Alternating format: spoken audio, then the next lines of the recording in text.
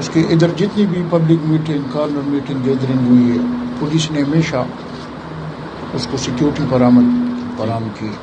جہاں پر اس نے قانون توڑا ہے اس پر FIR کیا ہے اور قانونی کارروائی کی.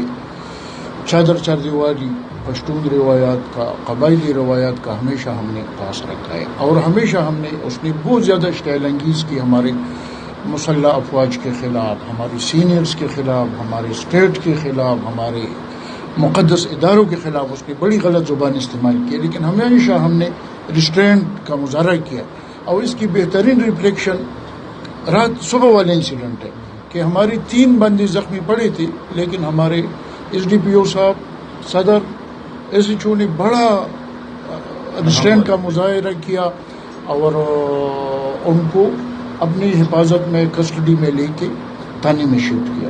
وائلنٹ پہلے خڑکمر میں انسیڈنٹ ہوا PTM کا اور یہ دوسرا انسیڈنٹ ہے.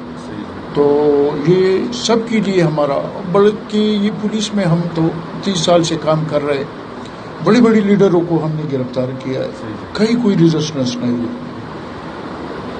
مذہبی لیڈروں کو گرفتار کیا, ٹرائبل لیڈروں کو گرفتار کیا, لیکن کسی نے پولیس کے سرکاری فرائض میں مداخلت نہیں کی, پولیس پر حملہ نہیں کیا. تو یہ تو بالکل اس کی یعنی غلطی کا کلائمیکس ہے.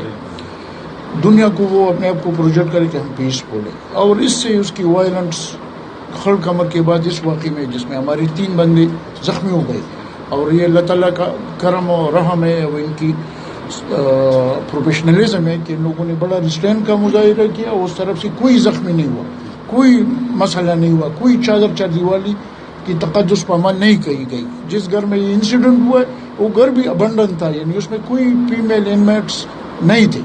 ان لوگوں کا ابنڈن گھر تھا, خالی گھر تھا, ان میں یہ تینوں جو وانٹڈ لوگ تھے وہ رہ رہے تھے.